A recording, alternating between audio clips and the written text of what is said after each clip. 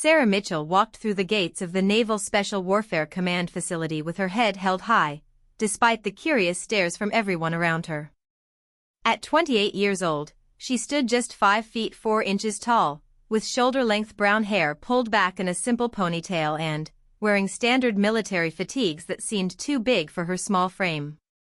To anyone watching, she looked completely out of place among the massive concrete buildings and intimidating atmosphere of the Navy SEAL training compound. The morning sun cast long shadows across the training grounds as Sarah made her way toward Building Alpha, where she had been told to report for her new assignment. She carried a single black duffel bag over her shoulder and a manila folder containing her orders. The facility buzzed with activity as groups of muscular men in combat gear jogged past her, their boots hitting the pavement in perfect rhythm.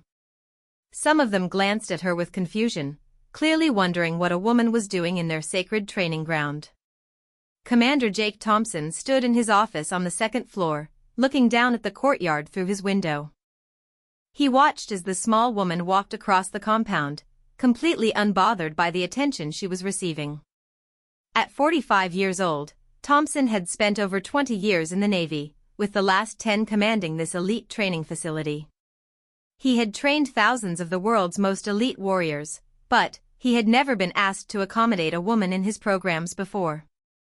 The phone on his desk buzzed, and his assistant's voice came through the speaker. "Commander, the new instructor has arrived. Should I send her up?"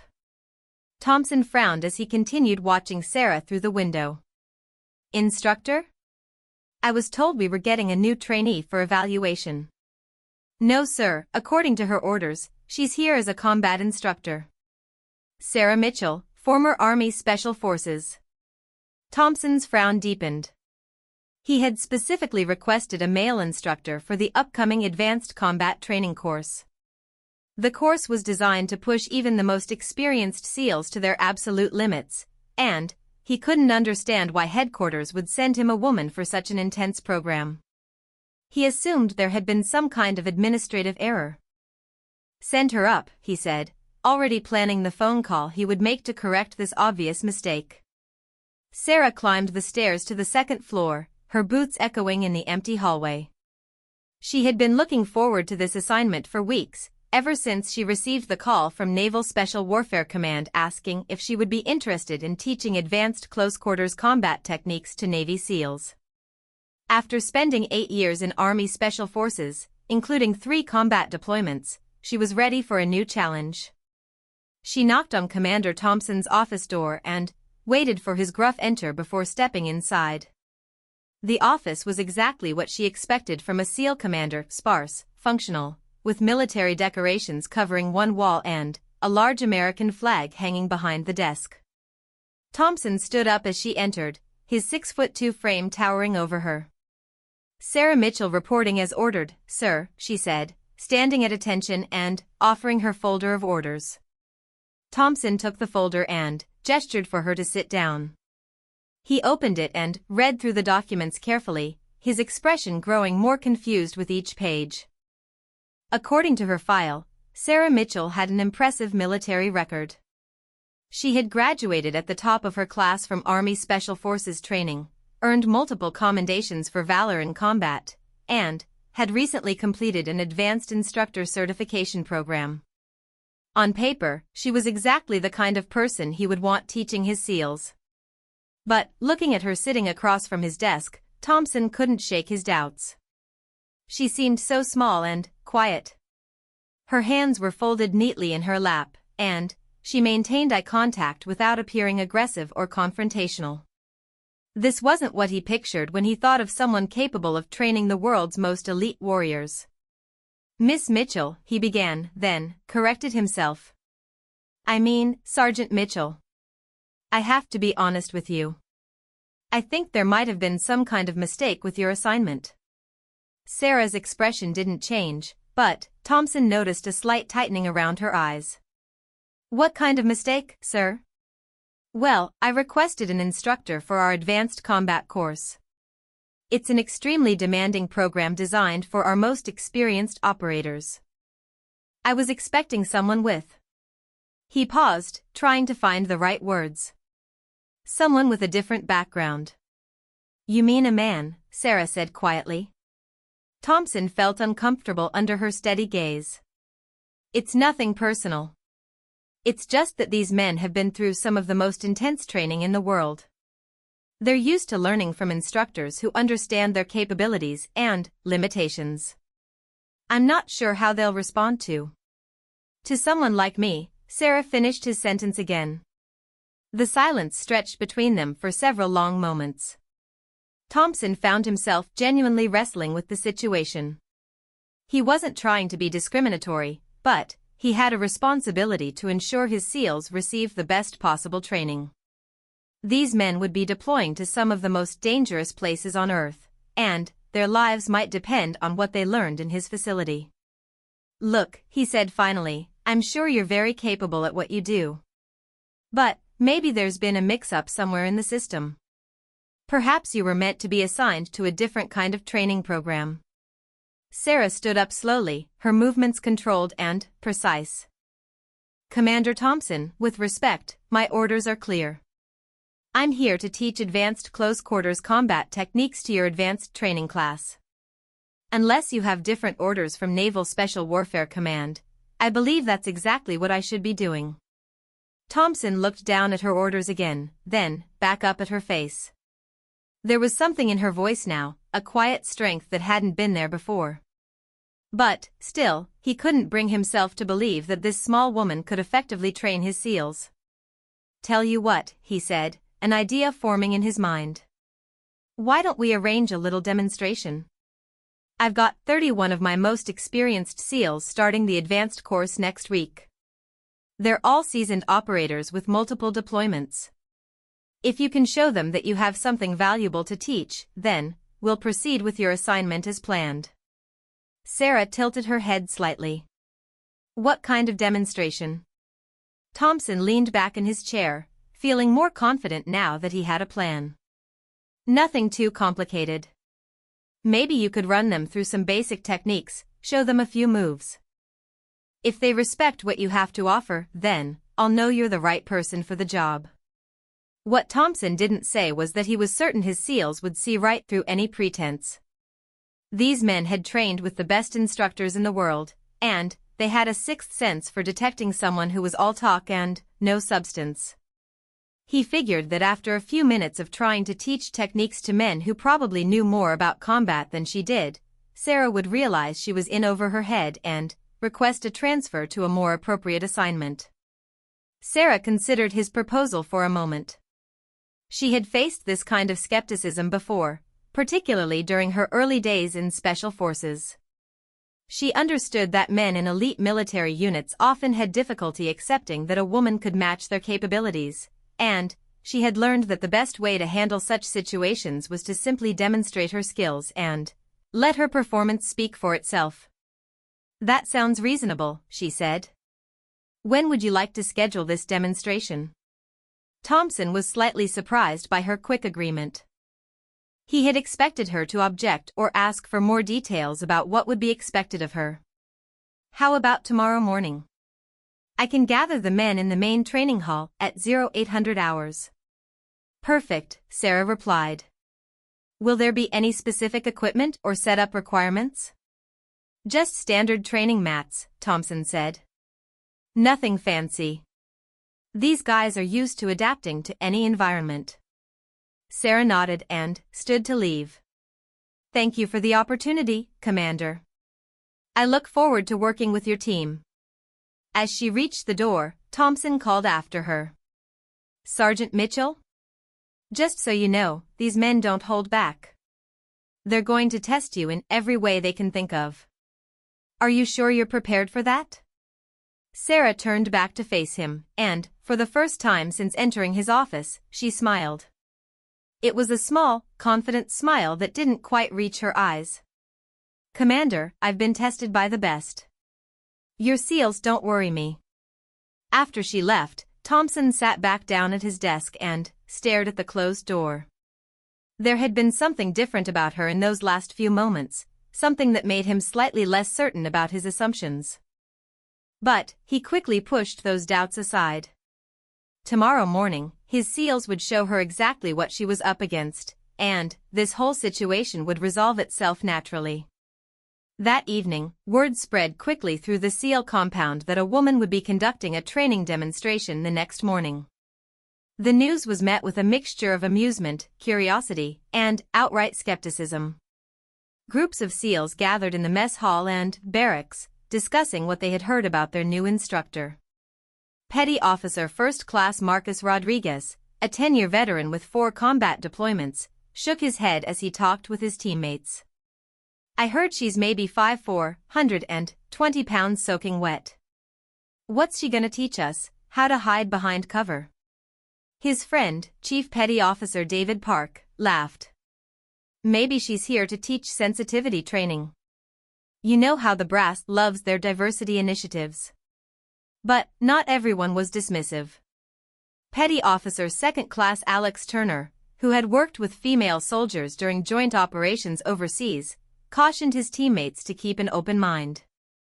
"Look, I don't know anything about this woman, but if she made it through Special Forces training, she's probably tougher than she looks. We should at least give her a chance to prove herself." "Special Forces or not," Rodriguez replied, "there's no way some tiny woman is going to teach me anything about fighting. I've been doing this for a decade. I've fought insurgents in 3 different countries. What could she possibly know that I don't?" The conversation continued late into the evening, with most of the SEALs convinced that tomorrow's demonstration would be brief and embarrassing for everyone involved. They respected the chain of command and would participate as ordered, but they had already made up their minds about what to expect. Meanwhile, Sarah spent her evening in her assigned quarters, going through her training plans and equipment checklist. She had requested access to the base gym and spent 2 hours working through her regular training routine, a combination of strength training, cardio, and combat drills that she had developed over years of active duty. As she worked out, several SEALs who happened to be using the gym stopped their own exercises to watch her. They were intrigued by her technique and intensity, though most still weren't convinced that her gym performance would translate to teaching combat skills to elite operators. Sarah was aware of the attention but ignored it completely. She had learned long ago that the best way to deal with skepticism was to focus on her own preparation and let her results speak for themselves. She knew that tomorrow would be a crucial test, not just of her fighting abilities, but of her capability to earn the respect of some of the world's most elite warriors. She finished her workout and returned to her room, where she spent another hour reviewing files on each of the 31 SEALs who would be participating in tomorrow's demonstration. She studied their backgrounds, specialties, and combat experience, looking for ways to connect with them and demonstrate techniques that would be relevant to their specific skill sets. As she prepared for bed, Sarah reflected on the day's events. Commander Thompson's skepticism hadn't surprised her. She had encountered similar attitudes throughout her military career. What mattered now was proving that his doubts were unfounded, not through words or credentials, but through demonstrating her abilities in a way that even the most skeptical SEAL would have to respect. The last thing she did before turning off the lights was to review her lesson plan one final time. She had carefully selected techniques that would showcase different aspects of close-quarters combat, from basic defensive moves to advanced offensive strategies. She wanted to ensure that every SEAL in that room would learn something valuable, regardless of their current skill level. As Sarah drifted off to sleep, she felt a familiar sense of calm confidence that always came before a challenging mission. Tomorrow would determine whether she would spend the next several months training some of the world's best warriors, or whether she would be quietly reassigned to a desk job somewhere. But she had faced longer odds before, and she knew that her preparation and experience would serve her well. In another part of the base, Commander Thompson lay awake thinking about the day's events. Despite his public confidence about tomorrow's demonstration, he found himself wondering if he had misjudged the situation. There had been something about Sarah Mitchell's demeanor that suggested she was more formidable than her appearance indicated. But he quickly pushed these thoughts aside, reminding himself that tomorrow would provide definitive answers about her capabilities. The stage was set for a confrontation that would challenge everyone's assumptions and potentially change the way the Navy's most elite unit thought about training and instruction. Neither Sarah nor the SEALs knew exactly what to expect from each other, but all of them understood that tomorrow morning would be a test of skill, respect, and the ability to see beyond surface appearances to recognize true capability. The main training hall buzzed with energy as 31 Navy SEALs filed in at precisely 0800 hours. The massive room featured high ceilings, mirrored walls, and thick training mats covering most of the floor. Fluorescent lights cast harsh shadows across the space, giving it the feel of a gladiatorial arena rather than a classroom. Commander Thompson stood at one end of the hall, checking his watch and surveying his men as they assembled. These were some of the most experienced operators in the entire Navy SEAL community. The youngest had 6 years of service and 2 combat deployments, while the most senior had over 15 years and had participated in some of the military's most classified operations. Marcus Rodriguez stretched his shoulders as he took his place near the front of the group. At 6 feet tall and 210 pounds of solid muscle, he carried himself with the confidence of a man who had never been defeated in hand-to-hand combat. Beside him, David Park rolled his neck, loosening up for what he assumed would be a brief and awkward demonstration. "Attention!" Thompson called out as the clock struck 8. The SEALs immediately fell into formation, their conversations dying away as they waited for instructions. "Gentlemen," Thompson began, "today we have a new instructor who will be conducting a demonstration of advanced close-quarters combat techniques. I want you to give her your full attention and professional courtesy." Several of the SEALs exchanged glances. The word "her" confirmed what they had heard through the rumor mill, though some had hoped it was just gossip. Alex Turner maintained his position near the back of the formation, remembering his decision to keep an open mind about their new instructor. The door at the far end of the hall opened, and Sarah Mitchell walked in. She wore standard military fatigues with her hair pulled back in a tight bun, and she carried herself with quiet confidence as she approached the group. The hall fell completely silent as 31 pairs of eyes followed her movement across the room. Sarah stopped in front of the formation and surveyed the faces looking back at her. She could read the expressions easily: skepticism, amusement, curiosity, and, in a few cases, barely concealed hostility. She had seen these same looks many times before, and she knew that the next few minutes would determine whether she gained their respect or became a footnote in their careers.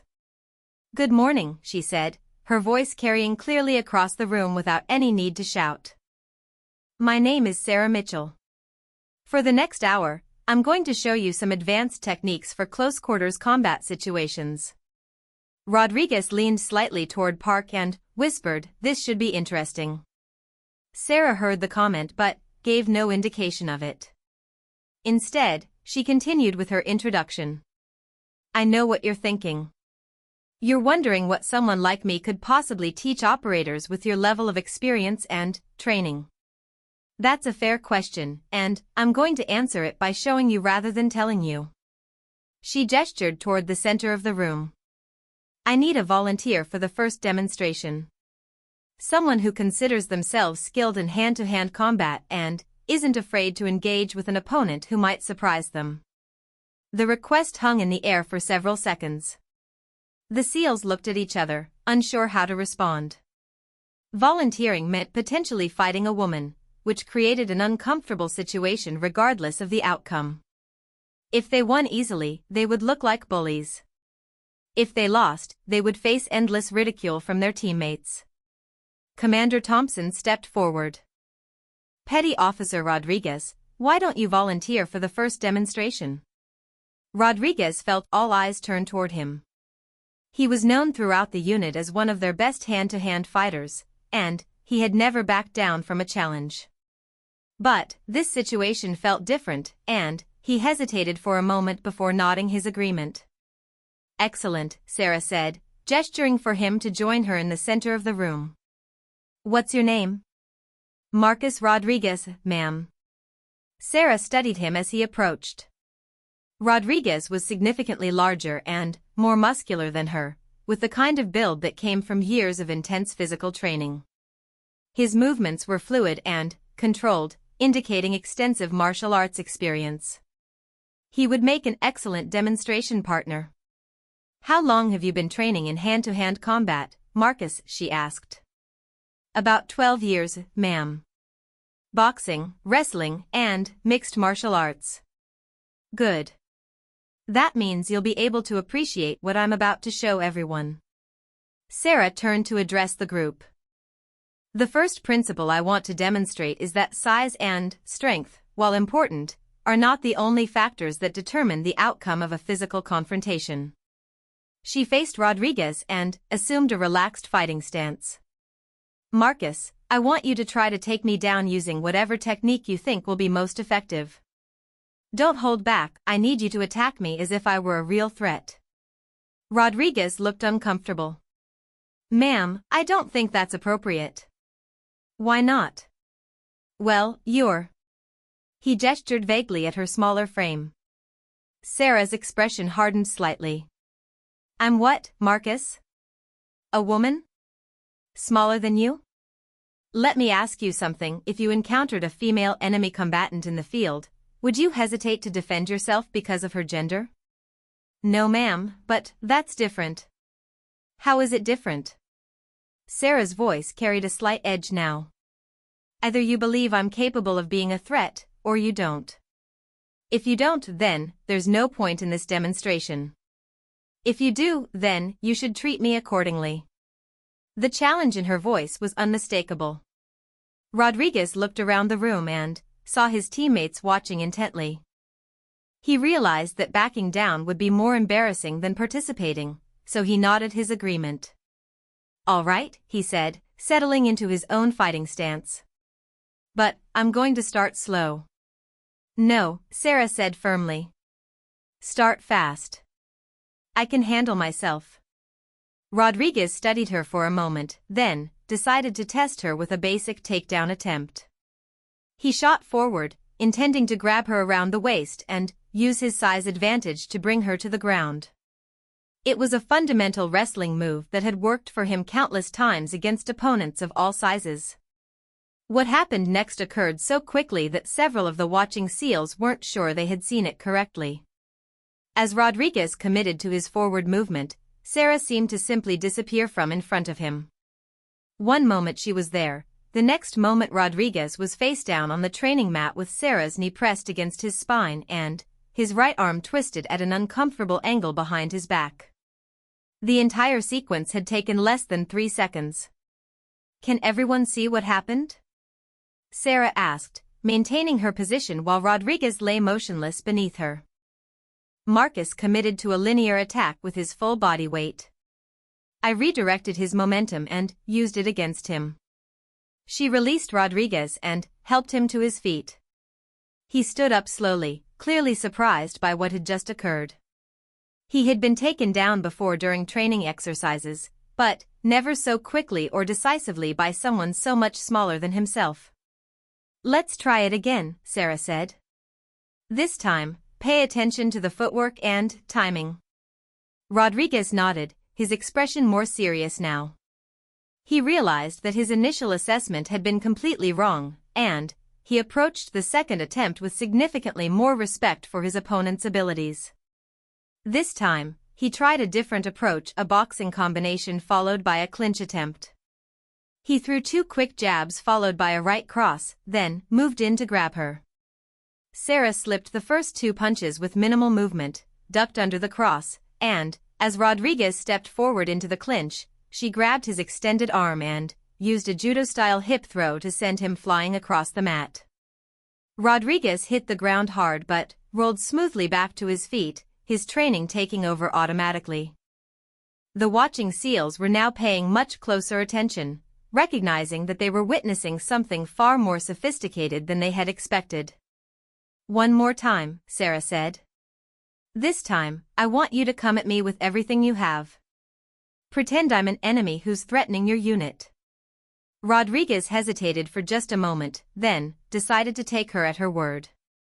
He launched himself forward with a combination attack that showcased years of training, punches, kicks, and grappling attempts flowing together in a display of skill that would have overwhelmed most opponents. Sarah met his assault with a fluid series of blocks, redirections, and counterattacks that turned Rodriguez's own aggression against him. She seemed to be moving in slow motion compared to his frantic pace, each of her movements precise and economical while his became increasingly desperate and uncontrolled.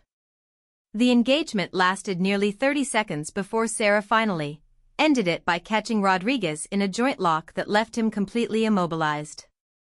She applied just enough pressure to demonstrate control without causing injury, then released him and stepped back.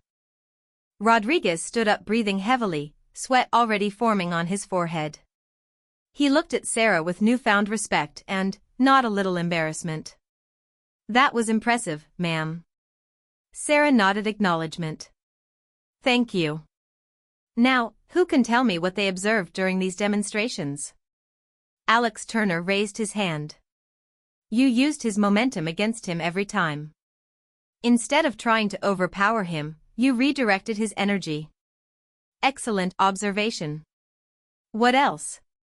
David Park spoke up. "You stayed calm while he got more aggressive. You controlled the pace of the fight." "Good. The key principle here is that effective combat is not about being stronger or faster than your opponent. It's about being smarter and more efficient." Sarah began walking around the group as she spoke. "Every one of you has encountered situations where you faced opponents who were larger, stronger, or better armed than you were. How did you overcome those disadvantages?" Chief Petty Officer James Sullivan, a 15-year veteran, answered. "Superior training, better tactics, teamwork." "Exactly. And those same principles apply to hand-to-hand combat. You don't need to be the biggest person in the room if you're the smartest fighter in the room." Sarah spent the next 20 minutes walking the group through the specific techniques she had used against Rodriguez. She broke down each movement, explained the physics behind the applications, and demonstrated how the same principles could be adapted to different situations and body types. The SEALs found themselves genuinely impressed by both her knowledge and her teaching ability. She presented complex concepts in clear, understandable terms, and she was able to answer detailed questions about application and theory. More importantly, she demonstrated every technique herself rather than simply describing them. "I need another volunteer," she said after completing the first section of instruction. "Someone who thinks they might be able to counter what they've just learned." This time, several hands went up immediately. The atmosphere in the room had shifted from skepticism to genuine interest. Chief Sullivan stepped forward, accepting the implied challenge. Sullivan was even larger than Rodriguez, standing 6'4" and weighing nearly 230 pounds. He was also older and more experienced, with a reputation for being one of the most technically skilled fighters in the unit. If anyone could test Sarah's abilities, it would be him. "What's your background, Chief?" Sarah asked as he joined her in the center of the room. 15 years Navy, black belt in karate, brown belt in jiu-jitsu, and I've been teaching hand-to-hand combat for 8 years. Sarah smiled. "Perfect. You'll understand what I'm doing, which means you might be able to stop it." The engagement between Sarah and Chief Sullivan was markedly different from her demonstrations with Rodriguez. Sullivan was too experienced to rely on brute force, and he approached the confrontation with the patience and technique of a seasoned martial artist. For the first minute, they circled each other, testing reactions and looking for openings. Sullivan threw measured attacks designed to probe Sarah's defenses, while she responded with defensive movements that revealed nothing about her intended strategy. The watching SEALs could see that this was a much more even match. Sullivan's experience allowed him to avoid the mistakes that Rodriguez had made, and his technical skills were sharp enough to present a legitimate challenge to Sarah's abilities. When they finally engaged fully, the result was a technical chess match that showcased the highest levels of hand-to-hand combat skill. Sullivan managed to avoid several of Sarah's attempted throws and submissions, while Sarah demonstrated the ability to adapt her techniques in real time as Sullivan countered her attacks. The engagement lasted nearly 3 minutes before Sarah finally gained a decisive advantage. She caught Sullivan in a complex combination lock that attacked both his shoulder and elbow simultaneously, leaving him no choice but to submit or risk serious injury. "Outstanding," she said as she released him. "You forced me to work much harder than I expected." Sullivan rubbed his shoulder and nodded respectfully.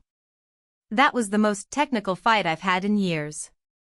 "Where did you learn those combinations?" 8 years of Special Forces deployment, plus training with some of the best instructors in the world, Sarah replied. "The same places you learned your skills, just different uniforms." The mood in the room had now completely transformed. What had started as a skeptical audience watching what they expected to be an embarrassing demonstration had become a group of professional warriors recognizing superior skill and expertise. Commander Thompson, who had been watching from the side of the room, felt his own assumptions being challenged. Sarah Mitchell was clearly not the misplaced administrative error he had assumed her to be. Her combat skills were exceptional, but, more importantly, her teaching ability was outstanding. She was presenting advanced concepts in ways that even his most experienced operators found valuable. For the remainder of the session, Sarah worked through increasingly complex scenarios with different volunteers from the group. She demonstrated techniques for dealing with multiple attackers, fighting in confined spaces, and adapting to opponents with different fighting styles and physical advantages. Each demonstration built on the previous ones, creating a comprehensive lesson plan that challenged even the most experienced SEALs. She showed them new applications for techniques they already knew, introduced concepts they had never considered, and forced them to think differently about the nature of physical combat. By the end of the hour, every SEAL in the room had gained new insights into their own capabilities and limitations. They had also developed a deep respect for their instructor's knowledge and abilities. As the session concluded, Sarah addressed the group one final time. "I want to thank you all for your participation today. You've shown me that you're exactly the kind of operators I was hoping to work with: professional, skilled, and open to learning new concepts." She paused and looked around the room. "I know this morning probably wasn't what you expected. But I hope you've learned that effectiveness in combat comes from many different sources. Size, strength, and aggression are important, but they're not the only tools in your arsenal." Marcus Rodriguez raised his hand. "Ma'am, will you be teaching the full advanced course?" Sarah looked toward Commander Thompson, who had been silent throughout most of the demonstration. The commander stepped forward, his expression thoughtful.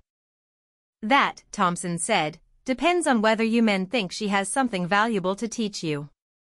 The response was immediate and unanimous. "Yes, sir," came from 31 voices at once. Thompson nodded slowly. "In that case, Sergeant Mitchell, welcome to Naval Special Warfare Command. Your advanced course begins Monday morning." As the SEALs filed out of the training hall, their conversations were animated and excited. They discussed the techniques they had learned, analyzed the demonstrations they had witnessed, and looked forward to the comprehensive training program that would begin the following week. Sarah gathered her equipment and prepared to leave, feeling satisfied with the morning's work. She had accomplished exactly what she had set out to do: prove that she belonged among these elite warriors and earn their respect through demonstration rather than rhetoric. Commander Thompson approached her as she prepared to exit the hall. "Sergeant Mitchell, I owe you an apology." Sarah looked at him steadily. "No, sir, you don't. You did exactly what a good commander should do: you tested an unknown quantity to make sure she could handle the responsibility you were considering giving her." Thompson extended his hand. "I'm looking forward to seeing what else you can teach my men." Sarah shook his hand firmly. "So am I, Commander. So am I." 3 weeks into the Advanced Combat Training Program, the atmosphere at Naval Special Warfare Command had undergone a complete transformation.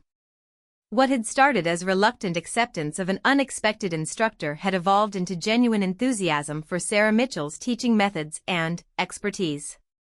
The training schedule was intense, with classes running 6 hours a day, 6 days a week. Sarah had structured the program to build progressively from basic principles to advanced applications, ensuring that each SEAL understood not just what to do, but why each technique worked and when to apply it. Marcus Rodriguez finished his morning run and headed toward the training hall, his mind already focused on the day's lessons. 3 weeks ago, he had been one of Sarah's most skeptical students. Now, he found himself looking forward to each session, eager to discover what new concepts she would introduce. The transformation in Rodriguez's attitude had been gradual but profound. During their second week of training, Sarah had worked with him individually to address weaknesses in his defensive techniques that he hadn't even realized he possessed.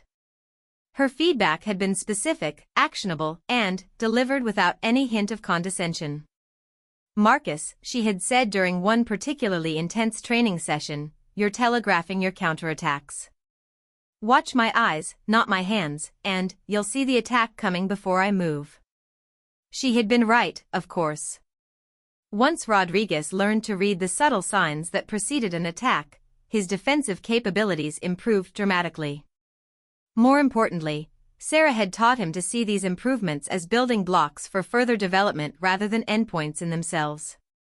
Chief Sullivan arrived at the training hall shortly after Rodriguez, carrying a notebook where he had been documenting the techniques and concepts from each lesson. As an instructor himself, Sullivan appreciated Sarah's systematic approach to teaching complex material, and he had begun incorporating some of her methods into his own training programs. "Morning, Marcus," Sullivan said as they entered the building together. "You ready for today's session on environmental adaptation?" Rodriguez grinned. "After what she showed us yesterday about using furniture as weapons? I can't wait to see what she has planned for today." The previous day's lesson had focused on improvised weapons and environmental awareness. Sarah had demonstrated how virtually any object in a room could be used defensively or offensively, from pens and books to chairs and computer keyboards. Her demonstrations had been both practical and eye-opening, showing the SEALs how to see their surroundings as tactical resources rather than static obstacles. Alex Turner was already in the training hall when Rodriguez and Sullivan arrived, working through a series of warm-up exercises that Sarah had taught them during their first week. The routine was designed to prepare both mind and body for the intense physical and mental demands of advanced combat training. "Hey Alex," Rodriguez called out as he began his own warm-up. "Did you have a chance to practice those joint locks we learned yesterday?" Turner nodded enthusiastically. "I worked with my roommate last night for about an hour. Those wrist control techniques are incredible. I can't believe how much leverage you can generate with such small movements." The conversation was interrupted by the arrival of more team members, each preparing for the day's training in their own way. The hall filled gradually with the sounds of stretching, light sparring, and quiet discussions about previous lessons. At exactly 0800 hours, Sarah entered the training hall carrying a large duffel bag and wearing her standard training uniform. The conversations died down as the SEALs automatically formed up in their usual training formation, their attention focused on their instructor. "Good morning," Sarah said, setting down her bag and surveying the assembled group. "Today we're going to work on something that many of you have requested, adapting your techniques to unfamiliar environments and unexpected situations." She opened her duffel bag and began removing various objects, ropes, blindfolds, wooden boards, and several items that the SEALs couldn't immediately identify. How many of you have found yourselves in combat situations that were completely different from anything you had trained for? Every hand in the room went up immediately. Combat veterans all, these men had learned that real-world operations rarely matched the controlled conditions of training exercises. "Exactly," Sarah said. "That's why today's lesson focuses on adaptability and improvisation. I'm going to present you with scenarios that will force you to apply what you've learned in ways you haven't practiced. She gestured toward Chief Sullivan. Chief, you're going to be my first demonstration partner. I want you to attack me using any technique you choose, but you'll be doing it while wearing this blindfold. Sullivan looked surprised but nodded his agreement. Sarah helped him secure the blindfold, then stepped back and assumed a ready position. The goal here is not to make this impossible, she explained to the watching seals. It's to force both of us to rely on senses other than sight and to adapt our techniques accordingly. What followed was unlike anything the seals had seen before. Sullivan, unable to see his target, had to rely entirely on hearing and spatial awareness to locate and engage Sarah. Sarah, meanwhile, demonstrated techniques specifically designed for low-visibility situations, using sound and movement to control the engagement. The demonstration lasted several minutes and showcased principles that none of the seals had considered before.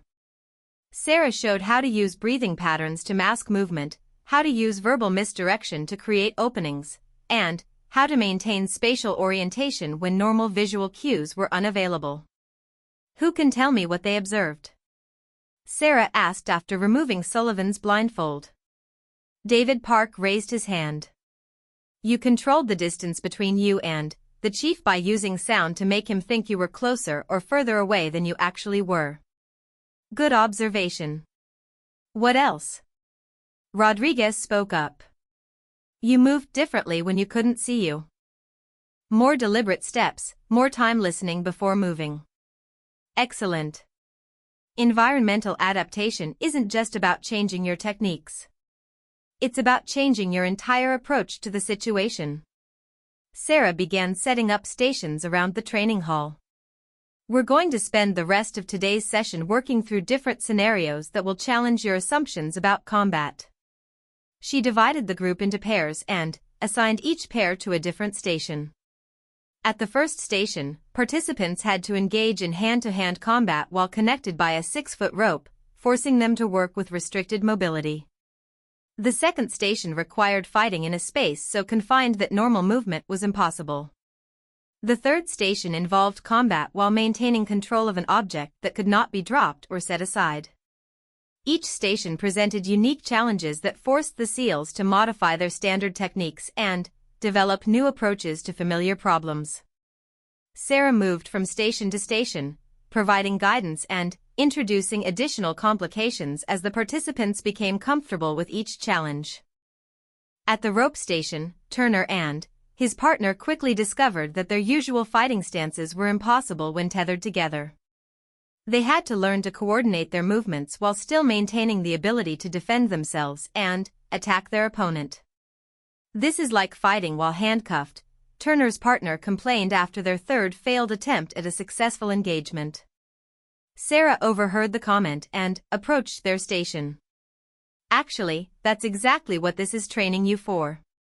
How many times have you been in situations where your movement was restricted by equipment, terrain, or tactical requirements? Turner thought for a moment. During our last deployment, we had to clear a building while wearing full chemical protective gear. Everything took twice as long because we couldn't move normally. Right. And, if you had encountered armed resistance in that building, you would have needed to fight effectively despite those restrictions. Sarah demonstrated a modified fighting stance that worked with the rope connection. The key is to use the restriction as part of your strategy rather than fighting against it.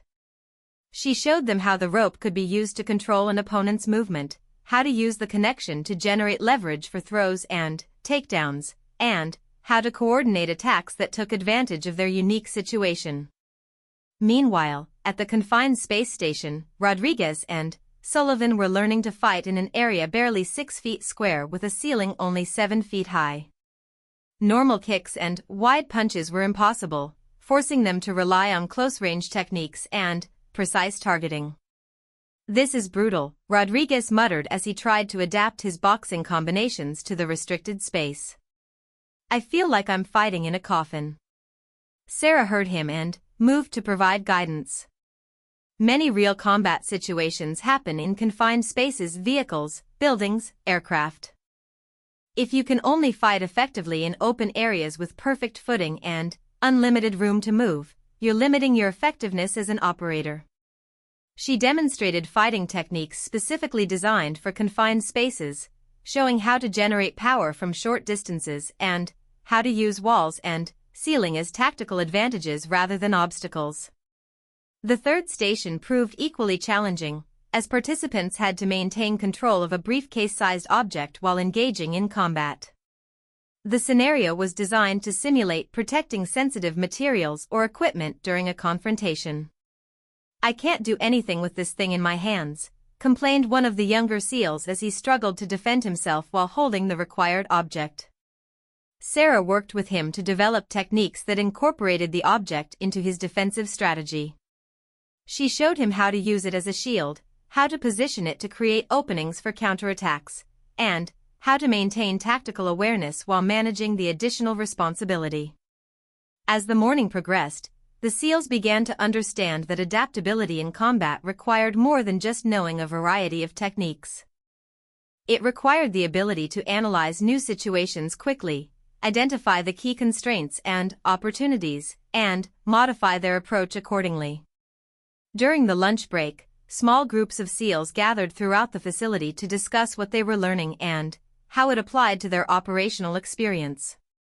"This morning's training really made me think about our breach techniques," Sullivan said as he sat with Rodriguez and Turner in the mess hall. "How many times have we planned an operation assuming perfect conditions, then had to improvise when reality didn't match our expectations?" Rodriguez nodded thoughtfully. "Remember that operation in Afghanistan where we had to clear a compound at night during a sandstorm? Half our normal techniques were useless because we couldn't see anything and the wind was throwing debris everywhere." "That's exactly what she's preparing us for," Turner added. "Not just fighting in perfect training conditions, but adapting to whatever situation we encounter." Their conversation was overheard by several other team members, who joined the discussion with their own examples of operations where environmental factors had forced them to modify their standard procedures.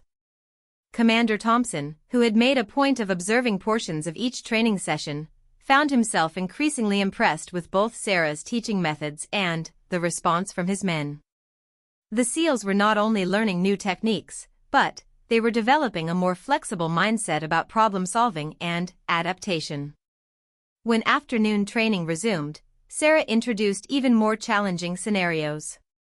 She had set up the training hall to simulate various real-world environments: a mock aircraft interior, a narrow hallway with multiple doorways, and an outdoor area with uneven terrain and obstacles. "For the remainder of today's session, you'll be working through full scenarios that combine multiple environmental challenges," she announced. Each scenario is based on actual operational environments that SEALs have encountered. The first scenario placed participants inside the mock aircraft, where they had to respond to an armed threat while dealing with cramped conditions, irregular footing, and the presence of simulated civilians who could not be harmed or moved.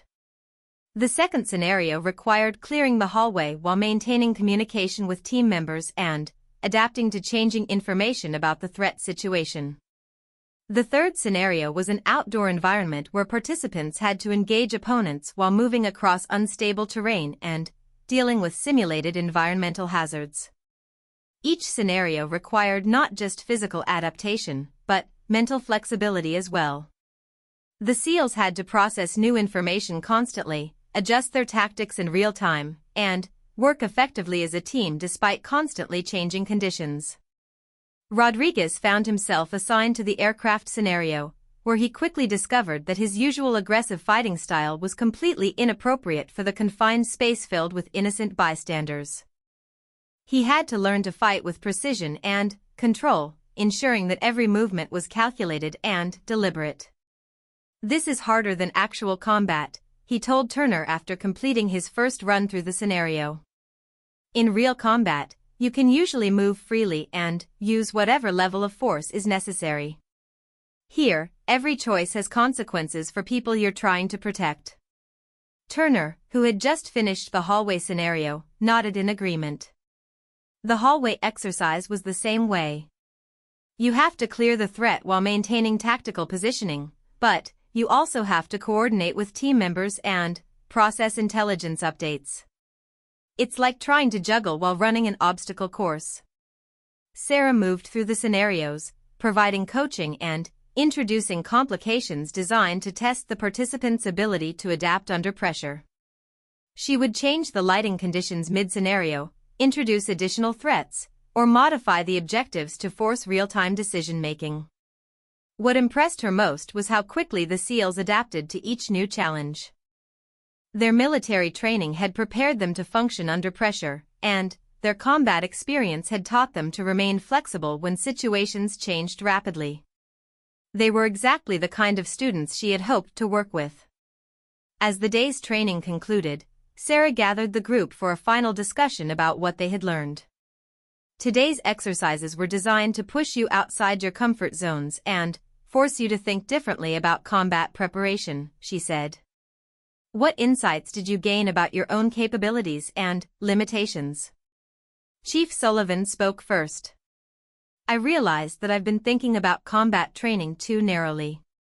I've focused on perfecting techniques for ideal conditions instead of preparing for the messy reality of actual operations. Others quickly added their own observations. They talked about the importance of mental flexibility, the need to practice under challenging conditions, and the value of scenario-based training that forced them to integrate multiple skills simultaneously. One more thing, Sarah added as the session concluded.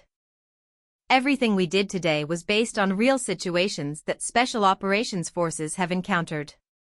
These aren't academic exercises, they're preparation for the challenges you'll face when your lives and the lives of others depend on your ability to adapt and overcome.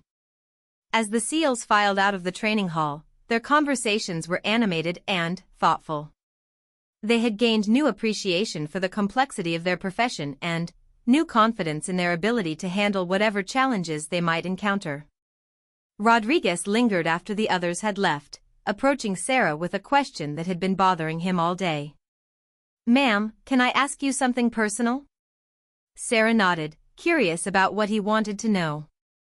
"How do you stay so calm when everything around you is changing constantly? During those scenarios today, you never seemed stressed or confused, even when you were introducing new complications." Sarah considered the question for a moment before responding. "Experience helps, but, more importantly, I've learned to see change as information rather than disruption. When something unexpected happens, it's telling you something important about the situation. If you can learn to read that information quickly and adjust accordingly, unexpected developments become tactical advantages rather than problems." Rodriguez thought about that for a moment.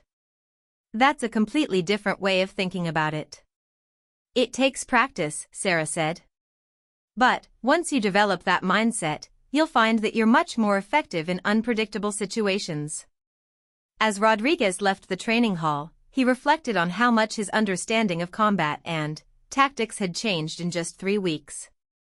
Sarah Mitchell had proven to be far more than just a skilled fighter, she was a teacher who was fundamentally changing how he thought about his profession. The same transformation was occurring throughout the unit. 31 of the Navy's most elite operators were discovering that there was still much to learn, and they were grateful to have found an instructor capable of teaching them.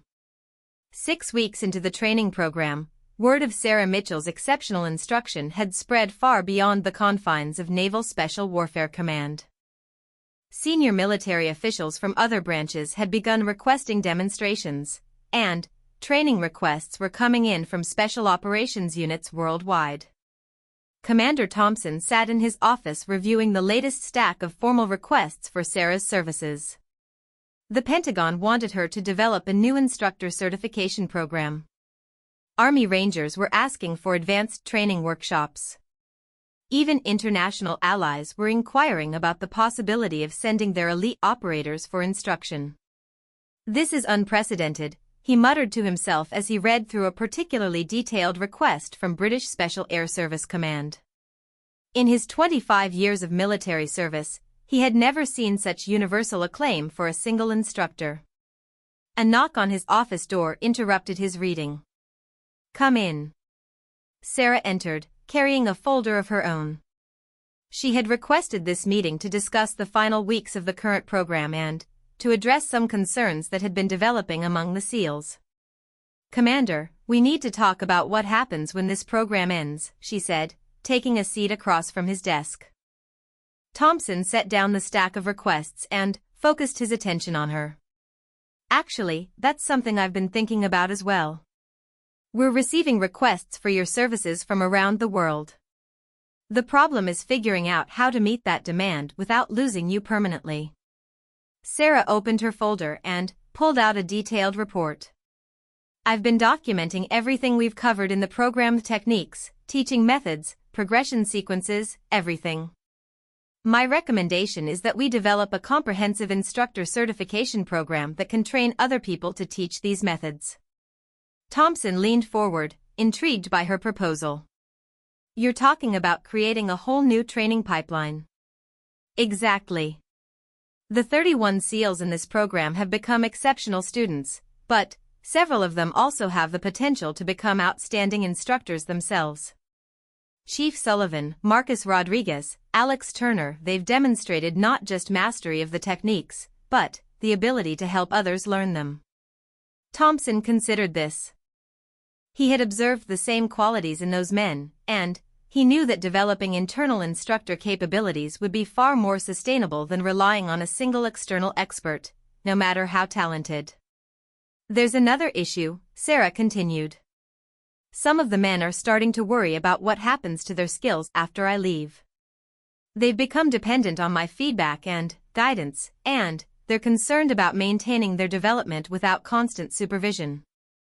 This concern had not occurred to Thompson, but, as Sarah explained it, he realized it was a significant issue. The SEALs had made tremendous progress under her instruction, but that progress would be meaningless if it couldn't be sustained independently. "What do you recommend?" "We need to spend the remaining weeks of the program transitioning them from students to independent practitioners. That means teaching them to analyze their own performance, identify their own weaknesses, and develop their own solutions." Thompson nodded slowly. "And you think some of them are ready to become instructors themselves?" "I think several of them are ready to begin instructor development. With proper training and certification, they could teach these methods to other SEAL units, and eventually train additional instructors." The conversation was interrupted by Thompson's assistant calling through the intercom. "Commander, there's a priority call from Admiral Harrison at Special Operations Command." Thompson picked up the phone, and Sarah could hear only his side of the conversation, but it was clear that something significant was happening. "Yes, Admiral. I understand. When? All of them?" "Yes, sir, we can make that work." "Thank you, sir." He hung up the phone and looked at Sarah with a mixture of excitement and apprehension. That was Admiral Harrison. "Apparently, word of your program has reached the very highest levels of command. They want a full demonstration for a joint task force evaluation board next week." Sarah felt a familiar surge of adrenaline. "What kind of demonstration?" "Full capabilities assessment. They're sending representatives from all branches of special operations, plus some international observers. They want to see exactly what you've accomplished with our SEALs and evaluate whether these methods should be adopted throughout the special operations community." The implications of this request were enormous. If the evaluation board was impressed, Sarah's techniques could become part of standard training for special operations forces around the world. If they weren't, the program could be quietly discontinued and forgotten. "How much time do we have to prepare?" Sarah asked. 1 week. The board will observe a normal training session, then participate in selected demonstrations, and, finally, interview both you and the SEALs about the program's effectiveness. Sarah thought quickly about what needed to be accomplished in the next week. The current group of SEALs was performing at an exceptional level, but preparing them for this kind of high-stakes demonstration would require careful planning and preparation. "I'll need to modify our training schedule," she said. We should focus on scenarios that best showcase what the men have learned while ensuring they're prepared for any questions or challenges the board might present. Thompson agreed, and they spent the next hour planning the demonstration and discussing potential areas of concern. Both of them understood that this evaluation would determine not just the future of Sarah's program, but potentially the direction of special operations training for years to come. When Sarah left Thompson's office, she went immediately to the training hall where the afternoon session was about to begin. The SEALs were warming up and preparing for what they expected to be another routine training day. "Listen up," she called, getting their immediate attention. "We just received word that next week we'll be hosting some very important visitors. I'll give you the full details after today's session, but I want you to know that this is an opportunity to showcase everything you've learned over the past 6 weeks." The mood in the room immediately became more serious. The SEALs were experienced enough to understand that unannounced high-level evaluations usually had significant implications for everyone involved. Rodriguez raised his hand. "What kind of visitors, ma'am?" "The kind who make decisions about training programs for the entire special operations community," Sarah replied. "The kind who will determine whether what we've accomplished here becomes part of standard training for operators worldwide." The weight of that statement settled over the group. These men took pride in being part of elite units, and the possibility that their training experience could benefit special operations forces globally was both exciting and intimidating. "For today's session, we're going to work on integration and fluidity," Sarah announced. "I want to see how seamlessly you can transition between different techniques and adapt to changing scenarios." What followed was one of the most intense training sessions of the entire program. Sarah presented the SEALs with complex, multi-stage scenarios that required them to demonstrate mastery of every concept they had learned over the past 6 weeks. The first scenario placed them in a hostage rescue situation where they had to adapt their techniques based on changing intelligence about the number of hostiles, the layout of the building, and the condition of the hostages. As new information became available, they had to modify their approach without losing tactical effectiveness. Chief Sullivan led the first team through the scenario, demonstrating the kind of tactical flexibility that had become second nature after weeks of adaptive training. His team moved through the exercise smoothly, adjusting their formations, techniques, and objectives as circumstances changed. "Outstanding," Sarah commented as they completed the scenario. 6 weeks ago, that kind of adaptation would have taken you much longer and would have been much more disruptive to your overall effectiveness." The second scenario tested their ability to function as instructors themselves. Sarah paired experienced SEALs with newer participants and asked them to teach specific techniques they had learned. This exercise served the dual purpose of reinforcing their own understanding while evaluating their potential as future instructors. Rodriguez found himself teaching joint locks to a younger SEAL who had joined the program in its final weeks. As he worked through the techniques, he realized how much his own understanding had deepened through the process of explaining concepts to someone else. "The key is to think about leverage rather than strength," he explained, unconsciously echoing guidance that Sarah had given him weeks earlier. "If you position your hands correctly, you can control someone much larger than yourself." Sarah observed these teaching interactions carefully, taking notes about which SEALs demonstrated natural instructional abilities and which ones might need additional development before being ready to train others. Turner proved particularly effective at breaking down complex movements into understandable components, while Park showed exceptional patience in working with students who struggled with specific techniques. Both qualities would be essential for effective instructors. The afternoon session concluded with a comprehensive review of everything the program had covered, from basic principles of adaptive combat to advanced scenario-based applications.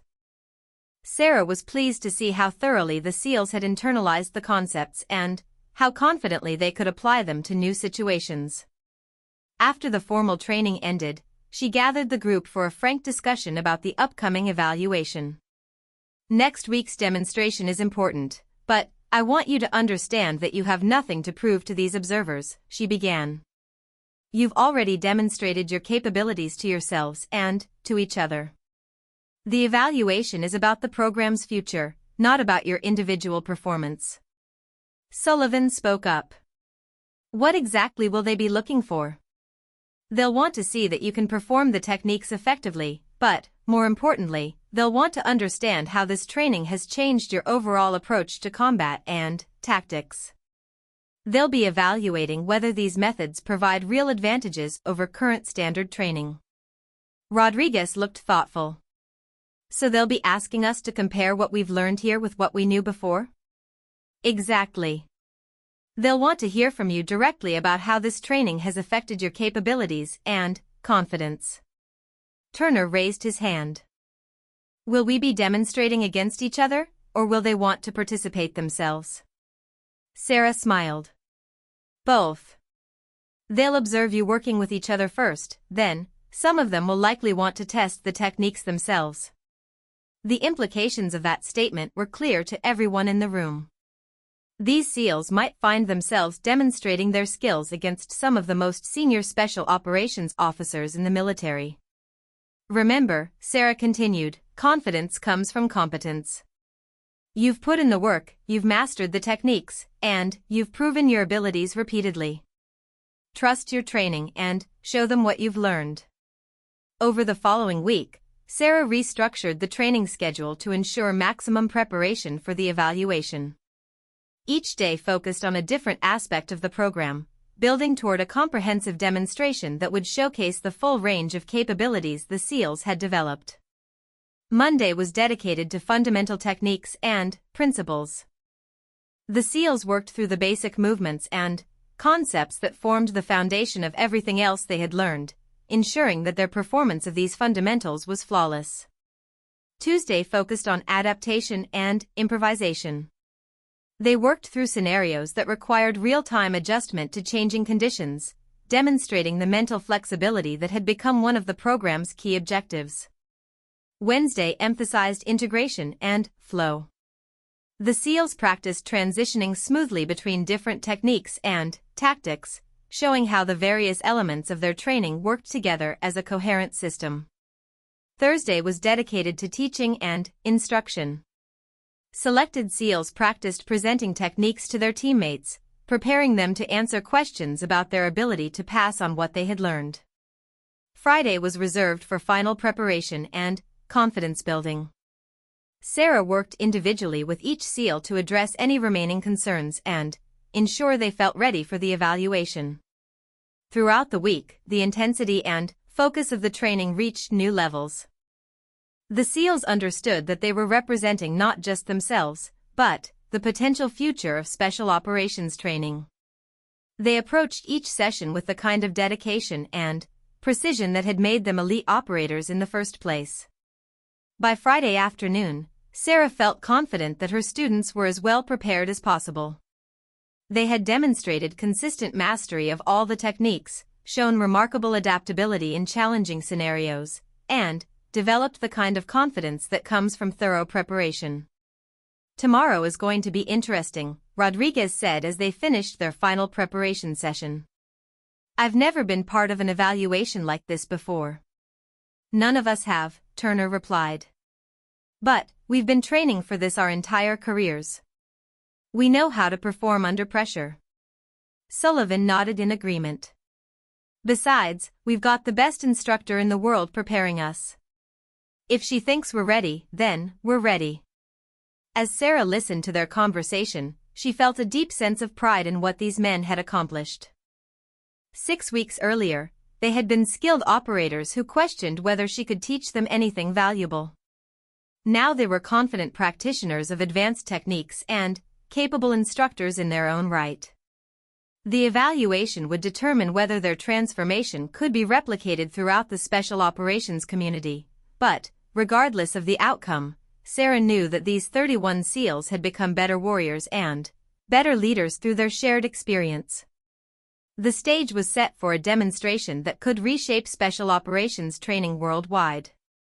The morning of the evaluation dawned clear and crisp, with an unusual tension filling the Naval Special Warfare Command facility.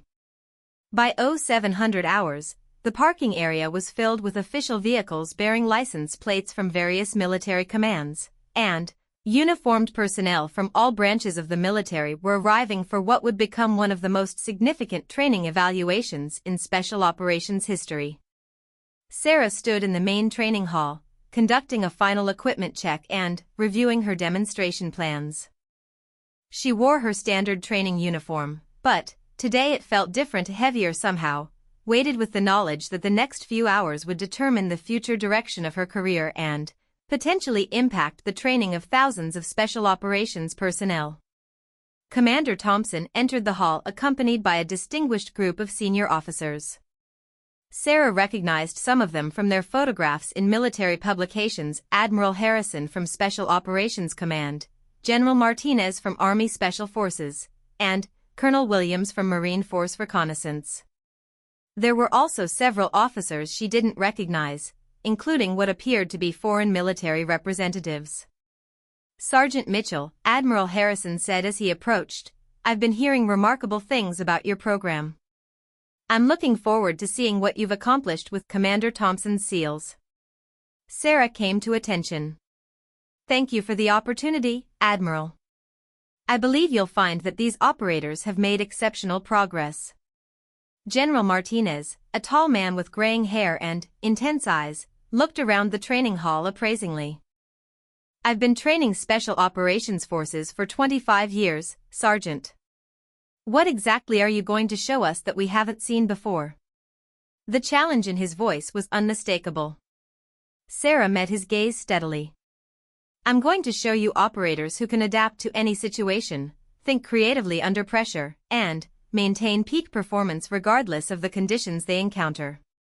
That's what all special operations training is supposed to accomplish," Colonel Williams interjected. "What makes your approach different?" Before Sarah could respond, the training hall doors opened and the 31 SEALs entered in perfect formation. They moved with the confidence and precision that had become second nature over the past 7 weeks, their bearing reflecting the transformation they had undergone. Admiral Harrison observed their entrance with professional interest. These men looked different from typical SEALs, not physically, but in their demeanor. There was a calmness and alertness about them that suggested they were comfortable with uncertainty and confident in their abilities to handle whatever might be asked of them. "Gentlemen," Sarah announced to the assembled observers, "what you're about to see is the result of 7 weeks of intensive training in adaptive combat techniques and tactical flexibility. These operators began this program as highly skilled professionals. They're finishing it as something more, complete adaptive warriors." She gestured toward the SEALs. "The first demonstration will showcase their mastery of fundamental techniques under varying conditions. Chief Sullivan, would you please select a partner and demonstrate the basic principles of redirective combat?" Sullivan stepped forward and chose Rodriguez as his partner. What followed was a demonstration of technique and control that left the observing officers visibly impressed. The 2 SEALs moved through a series of exchanges that showcased not just individual skills, but their ability to adapt their techniques to each other's fighting styles and adjust their approach based on changing circumstances. General Martinez leaned toward Admiral Harrison. "That's exceptional technical execution, but what makes it different from what we're already teaching?" As if she had heard his question, Sarah called out, "Chief Sullivan, please continue the demonstration, but I want you to do so while wearing this blindfold." The observers watched intently as Sullivan secured the blindfold and resumed the demonstration without missing a beat. His movements became more deliberate and controlled, but his effectiveness remained undiminished. He was still able to engage Rodriguez successfully, now relying on hearing, spatial awareness, and tactical intuition rather than sight. "Now," Sarah continued, "I want both of you to continue while connected by this rope." She handed them a 6-foot rope that they secured around their waists. The demonstration continued seamlessly as both SEALs adapted to the new constraint, using the rope as both a tactical tool and a challenge to overcome. Colonel Williams found himself leaning forward, his earlier skepticism beginning to fade. He had never seen operators adapt so quickly and smoothly to changing conditions during a demonstration. One final modification, Sarah announced. Chief Sullivan, please remove the blindfold, but both of you must now maintain control of this briefcase while continuing your engagement. The briefcase added another layer of complexity, but the SEALs incorporated it into their movements as if they had been training with it for months. They used it defensively, offensively, and as a tool for controlling distance and positioning. When the demonstration concluded, Admiral Harrison began to understand what made Sarah's program unique. That wasn't just technical proficiency, he said quietly to his companions. That was cognitive flexibility under stress. Sarah nodded. Exactly, Admiral. Traditional training focuses on perfecting techniques under ideal conditions. This program teaches operators to maintain peak performance when those ideal conditions don't exist. General Martinez stepped forward. I'd like to see how they handle a more complex scenario. Something that requires decision-making under pressure. Of course, Sarah replied. She quickly briefed the SEALs on a hostage rescue scenario that would require them to adapt their approach based on changing intelligence and unexpected complications. What followed was a masterclass in tactical flexibility. The SEALs moved through the scenario smoothly, adjusting their formation and techniques as Sarah introduced new information and complications. When she announced that one of the hostages was actually a hostile, they adapted their rules of engagement instantly. When she changed the building layout mid-scenario, they modified their approach without confusion or delay. The foreign observers, who had been quietly taking notes throughout the demonstration, began asking detailed questions about training methodology and implementation requirements. How long does it take to achieve this level of adaptability? Asked a British officer with SAS insignia. Turner, who had been designated as one of the spokespersons for the group, answered confidently. Sir, we started seeing improvements within the first week, but achieving true fluidity took about 4 to 5 weeks of intensive training. And how do you maintain these skills without constant supervision? Asked a German officer. Chief Sullivan responded to this question. Ma'am, part of our training included learning to analyze our own performance and identify areas for improvement. We can continue developing these capabilities independently. Admiral Harrison raised his hand. I'd like to test something. General Martinez, would you be willing to participate in a demonstration? The general looked surprised but nodded his agreement.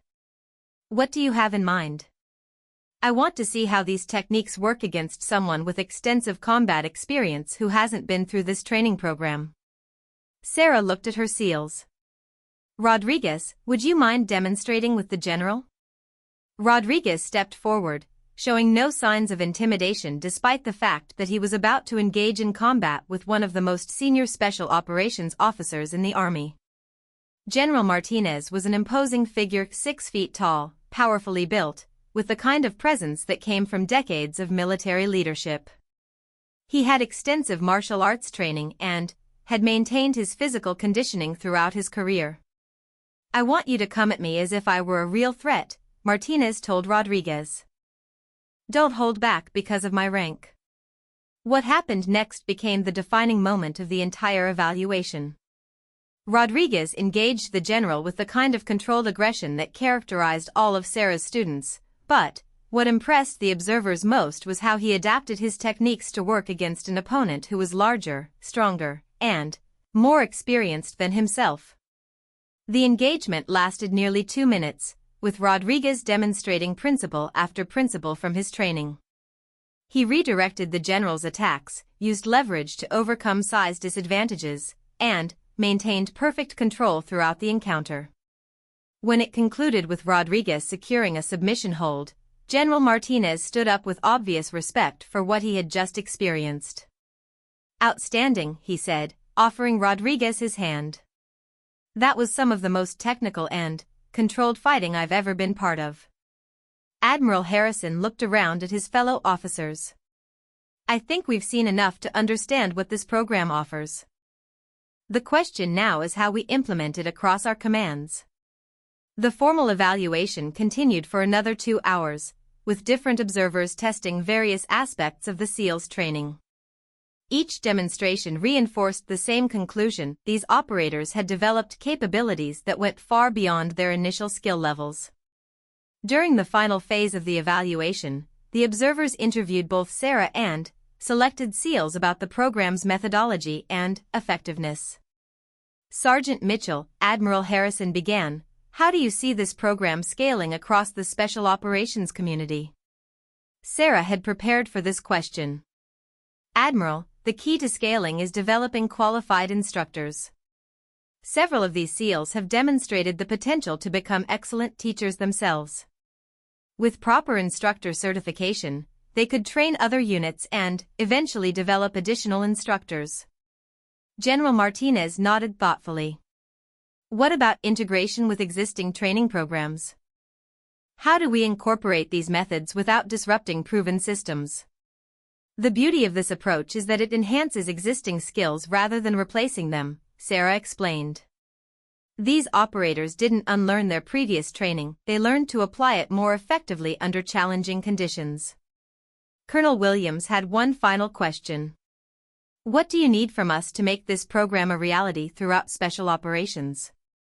Sarah looked at Commander Thompson, who nodded encouragingly. "3 things, sir. First, authorization to develop a comprehensive instructor certification program. Second, funding for equipment and facility requirements. Third, commitment from senior leadership to support implementation across commands." The evaluation board retreated to a private conference room for their deliberations while Sarah and the SEALs waited in the training hall. The atmosphere was tense but optimistic. Everyone felt that the demonstrations had gone exceptionally well, but they understood that institutional change happened slowly in the military. After an hour of deliberation, the board returned with their decision. Admiral Harrison addressed the assembled group. "After careful consideration and evaluation, this board unanimously recommends immediate implementation of Sergeant Mitchell's training program throughout the special operations community." The training hall erupted in cheers from the SEALs, who understood that their weeks of intensive training had contributed to a decision that would impact special operations forces for years to come. Furthermore, Admiral Harrison continued, "We're authorizing the establishment of a new Advanced Combat Training Institute, with Sergeant Mitchell as the founding director and Chief Sullivan, Petty Officer Rodriguez, and Petty Officer Turner as the first certified instructors."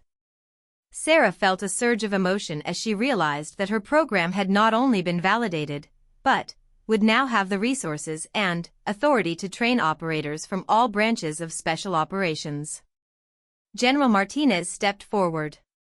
"Sergeant Mitchell, on behalf of the special operations community, I want to thank you for your service and your contribution to our capabilities. What you've accomplished here represents a genuine advancement in military training." As the evaluation board departed and the SEALs celebrated their success, Sarah reflected on the journey that had brought her to this moment. 7 weeks ago, she had been seen as the wrong woman for this assignment: too small, too different, too unlikely to succeed with these elite operators. Commander Thompson approached her as the celebration continued around them. "Sergeant Mitchell, I owe you another apology. When you first arrived, I thought headquarters had made a mistake.